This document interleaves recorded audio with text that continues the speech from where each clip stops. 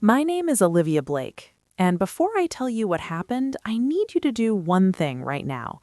If you have ever been thrown away by the people who were supposed to love you most, your parents, your partner, your family, I need you to comment your city and the time you are watching this, because this story is for you specifically, and I want to know you are here. Subscribe first, because what I'm about to tell you is going to make you feel every single thing, and I post these stories every week. Now, let me tell you about the night I sat in a cold truck with my sick daughter, $37 left in my wallet, and a dying billionaire's assistant knocking on my window in the rain. I did not know then that 12 years earlier I had saved that billionaire's life. I did not know he had been searching for me ever since. And I absolutely did not know that saving a stranger from a burning car on a highway would one day save my daughter's life. But that is exactly what happened. Stay with me, because this story does not end where you think it ends. If I close my eyes, I can still see the studio exactly as it was. Corner of Maplewood Street, a renovated brick loft that smelled of cedar from the shelves I had built myself, sanding them on weekends, while Lily sat cross-legged on the floor with her crayons, humming songs she invented. Sunlight came through the oversized windows every morning and fell across fabric swatches and color boards, like something deliberate, like the light itself had decided this was a place worth illuminating. Blake and Bloom Designs. My name on the window, my hands in every corner of that space. My proof, after years of self-doubt and compromise and being told I was thinking too small, that I was not actually small at all. "Mommy, this one is my favorite." Lily would hold up a drawing.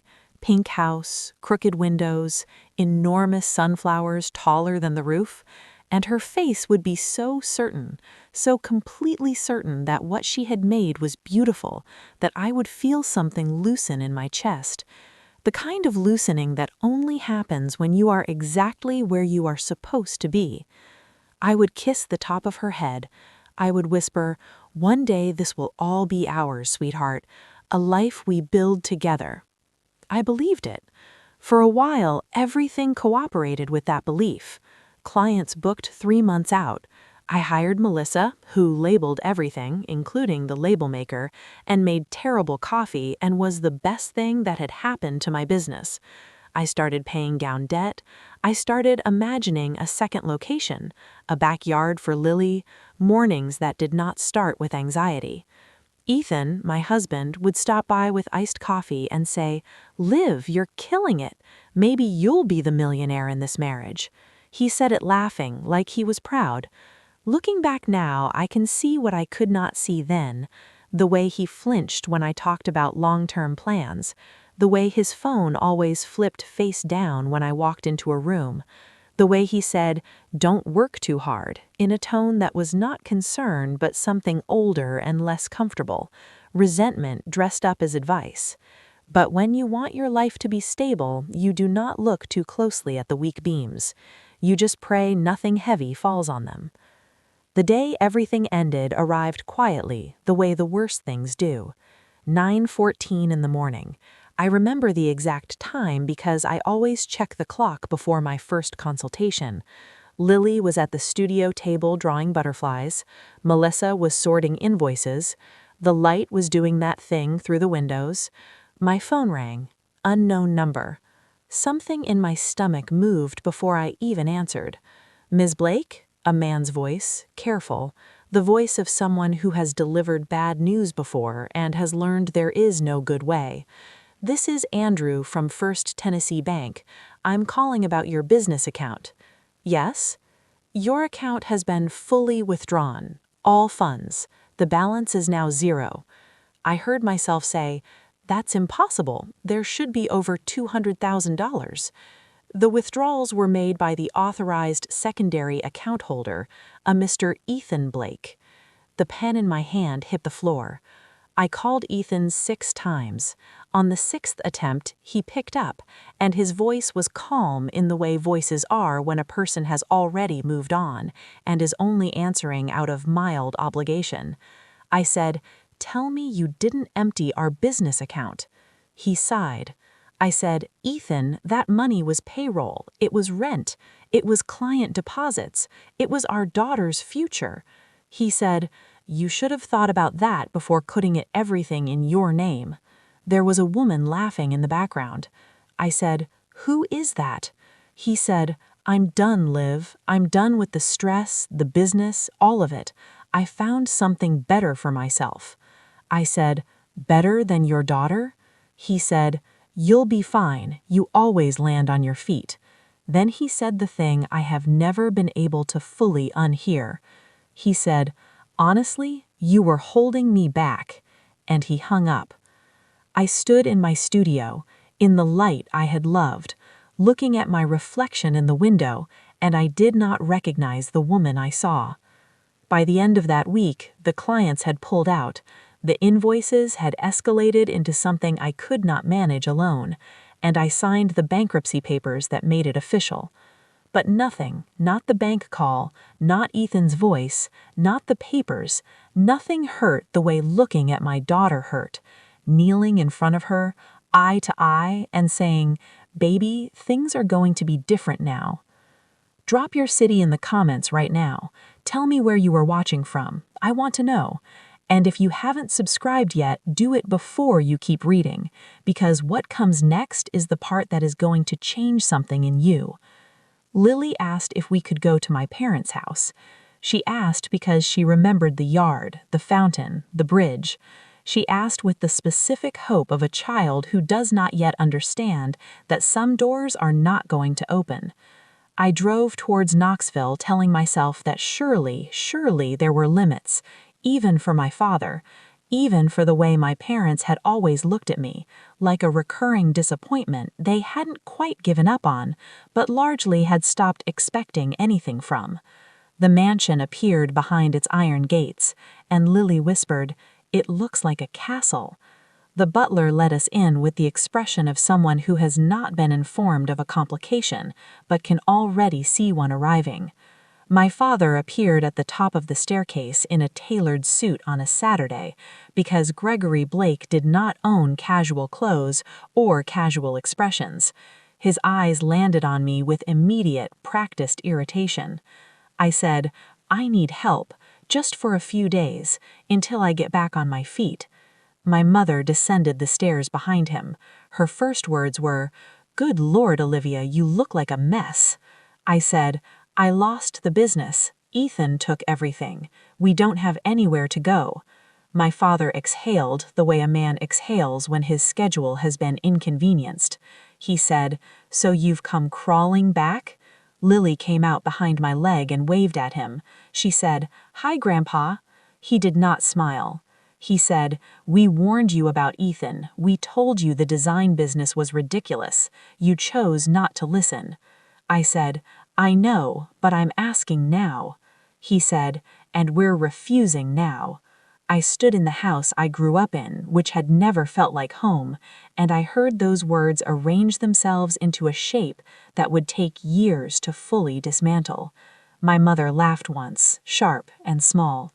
My father reached into his wallet and produced a $50 bill. He held it out the way you hold something out to a stranger asking for change. "Something to help with gas," he said. "Now leave." Lily tugged my shirt. She said, "Mommy, why is Grandpa mad?" The butler opened the door. Cold air came in, and as the door closed behind us, I understood something I had been avoiding for years. My father had never been disappointed in me. Disappointment requires expectation. He had simply never expected anything from me at all. I took Lily's hand. We walked back to the truck. The first night in the truck, I told myself it was temporary. The second night, I told myself the same thing. By the fifth night, Lily's forehead was burning under my hand, and her eyes were glassy, and her breathing had a new quality to it, shallow and fast, that made my own lungs tighten in response. I had no insurance, no address. The hospitals needed both. Outside, the rain was coming down in sheets. The truck windows were fogging. The heater worked only if you kicked the dashboard twice, and it felt like the universe was testing how long I could maintain the belief that any of this was temporary. Lily murmured, "Don't cry, Mummy, I'm okay." She was 7 years old and burning with fever, and she was trying to comfort me. I pressed my face into my hands. I did not sleep. Sometime before sunrise, I whispered into the dark, whatever a person whispers when they have run completely out of options, and are asking something larger than themselves, for any sign at all that the world has not simply decided to be done with them. A knock on the window, sharp, deliberate. I wiped my eyes and lowered the glass. A woman stood outside beneath a dripping umbrella, tall and composed, wearing a coat that was completely wrong for a parking lot at 5 in the morning. She looked at me the way people look at you when they have already assessed the situation and decided what to do about it. She said, "Are you Olivia Blake?" I said, "Who are you?" She said, "My name is Clara Hudson. I manage the household for a man named Declan Ward. He's been looking for you for a very long time." The name landed without recognition. She said, "He's dying, terminal cancer. He has one request before he goes, and that request is to find you." I said, "I've never met anyone named Declan Ward." She said, "You have. 12 years ago on a highway, there was a fire." And it came back. The overturned car, the flames spreading toward the engine, the man inside who could not get the door open, my hands pulling at the handle, my voice telling him to push, the heat against my face, the weight of him as I dragged him onto the grass, the sirens in the distance, me leaving before the ambulance arrived, because I was already late and I did not think anything I had done was particularly remarkable. I said, "That was him." She said, "He never forgot your face. He's been searching for you since." I looked at Lily in the back seat. Clara said, "We have a private medical team at the estate. If you come now, your daughter will be seen immediately. No cost, no questions." I looked at my daughter. I unlocked the door. "Comment your city right now. I mean it. Tell me where you are." The estate appeared out of the fog like something from a story set in another century. Stone walls, iron gates opening automatically, garden lights reflecting in puddles along a path that seemed designed to tell you something important was at the end of it. A medical team came out before Clara had finished parking. They lifted Lily gently and carried her inside, and I followed, my legs doing the work, while my mind tried to catch up with the last 20 minutes of my life. A nurse took my arm and said, "She's going to be fine. We've got her."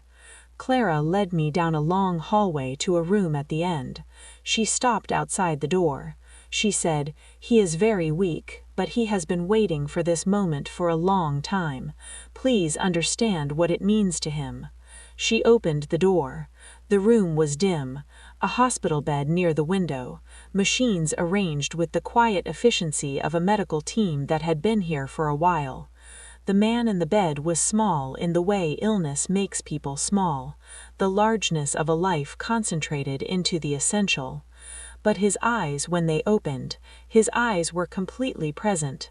He looked at me and something moved across his face that I had no word for.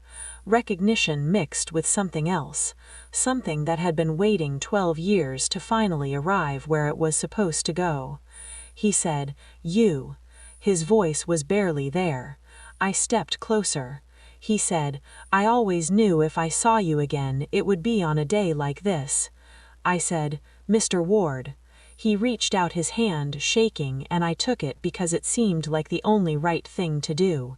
He said, "How could I forget the woman who saved my life? You carried me out of the fire when everyone else drove past." I said, "I didn't know who you were."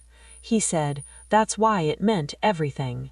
He closed his eyes for a moment, saving what strength he had. Then, I don't have much time, and there are things you need to know before I go." Clara stepped forward and placed a leather folder in his hand. He held it out to me. I took it. He said, "My final will, signed 2 weeks ago. Everything, the company, the estate, every holding, it goes to you." I said, "Mr. Ward, you have a son." He said, "My son does not deserve what I built." He said it without anger, just the particular weariness of a man who has spent years arriving at a conclusion he wished were different. He said, "You saved me without wanting anything. That is the only kind of person I trust with something that matters." That night I sat beside Lily's bed while she slept, fever breaking, color returning to her cheeks, and I held the folder in my hands and tried to understand what had just happened to my life. I could not. Some things are too large to understand the same day they arrive. At sunrise, something slammed. I heard it from down the hall, something heavy against a wall, and then a voice that filled the corridor the way a storm fills a room when a window breaks. "Where is she?" Clara appeared in the doorway. Her composure was intact, but her color was wrong. She said, "Stay behind me." He came in before I could respond. Jordan Ward was the physical opposite of his father in every way that mattered. Where Declan had been distilled down to what was essential, Jordan was all surface. Expensive suit, jaw set for impact, eyes that decided before entering the room that everyone in it was beneath them. He looked at me. He said, "You're the parasite." He shoved Clara aside when she stepped between us. I moved in front of Lily's bed. I said, "Don't." He thrust a crumpled document into my chest. He said, "My father's will, leaving everything to some nobody who drives her kid in a rusted truck." He said, "You found out he was dying and you swooped in. Classic." I said, "I saved him 12 years ago. I didn't know who he was. I didn't know he remembered me. I didn't know any of this existed." He laughed.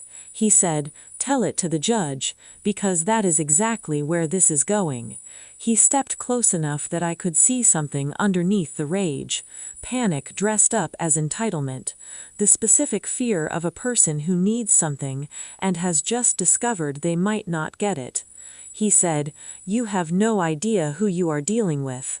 I will make sure you lose everything he tried to give you." Then a nurse appeared at the end of the hall. Her voice was quiet. She said, "He's gone." The word landed in the room and everything rearranged itself around it. Declan Ward was gone. Jordan stood in the silence for a moment, something moving through his face that I think may have been grief, before he knew what to do with it. Then the mask came back down. He said very quietly, "Prepare yourself, because now I will burn everything to take back what he left you." He walked out. Clara came to stand beside me. She said, "He means it." I said, "I know." She said, "Declan left you something for exactly this moment." She handed me an envelope. The letter was handwritten. His hand had been steadier when he wrote it than when he had held mine the night before, which meant he had written it before the end came close, when he still had something left. "Olivia, if you are reading this, Jordan has come, and I owe you a truth I should have told you last night. The accident 12 years ago was not an accident. My brakes were cut. Jordan arranged it. He wanted a board takeover. He wanted control of Ward Tech before I was ready to give it. When I survived, he staged it as a mechanical failure, and I covered for him, because he was still my son. Because I kept believing people can change when given time. They cannot always. When you saved me, you gave me time to uncover what he had done. I gathered evidence over years. I never used it because I kept hoping I would not need to. Now you will need to." The second envelope contains everything: financial records, emails, a confession from the mechanic, security footage, an affidavit signed by me. You are the only person I trust with my legacy, Olivia, not because you are perfect, because you are honest, and in my experience, honesty is the rarest thing a person can bring to a room. Use what I have left you, protect yourself, protect Lily. Where the world failed me, you did not. Declan Ward. I set the letter down. I opened the second envelope. Document after document, a trail so comprehensive and so carefully assembled that I understood immediately he had not been gathering this for the lawsuit. He had been gathering it for me, preparing for the moment he knew would come, making sure that when Jordan arrived, I would not be standing in that room empty-handed. Clara said, "This is enough to stop him." I said, "Then that is what we will do." The courtroom. Jordan had filed before Declan's arrangements were even complete. The media found the story within 48 hours and decided it was perfect. Mysterious woman inherits billionaire's empire. Son accuses stranger of manipulation. I walked in holding Lily's hand. She had her stuffed rabbit. Jordan sat across the room in a suit that cost more than my truck was worth, with the expression of a man who has already decided he has won. His attorney stood and delivered the argument that had clearly been rehearsed many times. "Your Honor, Mr. Ward was heavily medicated and mentally compromised when this will was signed. Miss Blake exploited a heavy dying man's confusion for financial gain." My lawyer, appointed by Declan himself, a woman named Rose who had the specific energy of someone who has never once doubted that she was the smartest person in the room, stood without hurry. She said, "We have evidence that suggests otherwise." Jordan laughed audibly. He said, "What evidence could a broke single mother possibly have?" I stood up. I placed the leather folder on the judge's desk. The room went quiet in the way rooms go quiet when something important has just shifted. Jordan's face changed. His attorney opened the folder and began reading, and I watched the confidence leave his body the way air leaves a room when a window finally opens. Page by page, document by document. His hands were not steady by the third page. Jordan shot to his feet. He said, "She forged it. This woman forged all of it." The judge said, "Sit down, Mr. Ward." Jordan said, "That money is mine. That company is mine. I built it with him. She deserves nothing. She is nothing." The judge's gavel. Then 20 minutes of reviewing documents that felt like 20 years. Then the judge's voice. "The court upholds the will of Declan Ward. The estate and all holdings of WardTech legally belong to Olivia Blake. Mr. Jordan Ward will face criminal investigation for the attempted murder of his father." The room erupted. Jordan's voice over everything, over the noise, over the camera starting outside, over Lily pressing her face into my side. "You ruined everything." Security moved him toward the door. He said, one more time, "She deserves nothing." I held my daughter. I did not respond to him. Some people require a response, and some people require only that you outlast them. He was the second kind. Outside the courthouse, the cameras were everywhere, and the questions came fast and overlapping, and I held Lily and answered one. A reporter said, "What are your plans for the Ward legacy?" I said, "My only plan is to honor the man who trusted me, and to build a life where my daughter never has to be afraid of the cold again." We drove back to the estate through the same hills we had driven through in Clara's SUV weeks earlier, when I did not know what was at the end of the road, and was going anyway because Lily was sick, and I had no other options. The gates opened automatically as we approached. I looked at them for a moment. Then I drove through. There are things I know now that I did not know the night I sat in that cold truck. I know that the morning I dragged a stranger out of a burning car, a moment I forgot about almost immediately because I did not think it was remarkable, that morning was doing something, building something, starting a chain of events that would take 12 years to arrive at me when I needed it most. I know that Declan Ward spent 12 years looking for a woman who saved his life without knowing who he was or asking for anything in return, and that the thing he was really looking for was the proof that people like that exist. I know that my father standing in his mansion doorway with $50 and a closed expression was the most useful thing he ever did for me, though he will never understand that. Because the moment that door closed, I had nothing left to lose, which meant I had nothing left to be afraid of. And I know because Lily told me on the drive home, in a voice that was completely certain, the way only children's voices are completely certain, that the estate has a yard, a big one, with room for sunflowers taller than the roof. She has already drawn the plans: crooked windows, pink walls, the flowers enormous and slightly wrong in exactly the right way. I have them on the kitchen counter. Every morning I look at them before anything else. If you are watching this from a cold place, not just temperature, but the cold that comes from being left by people who should have stayed, I need you to know something. The chain that saved us started 12 years before we needed saving, with one decision, on a highway, in the dark, to not drive past. You do not always know when you are doing the thing that matters most, you just do it anyway. Drop your city in the comments. Tell me what time it is where you are. Tell me if this story reached you. Subscribe if you want to stay. I will be here every week, and I will not drive past.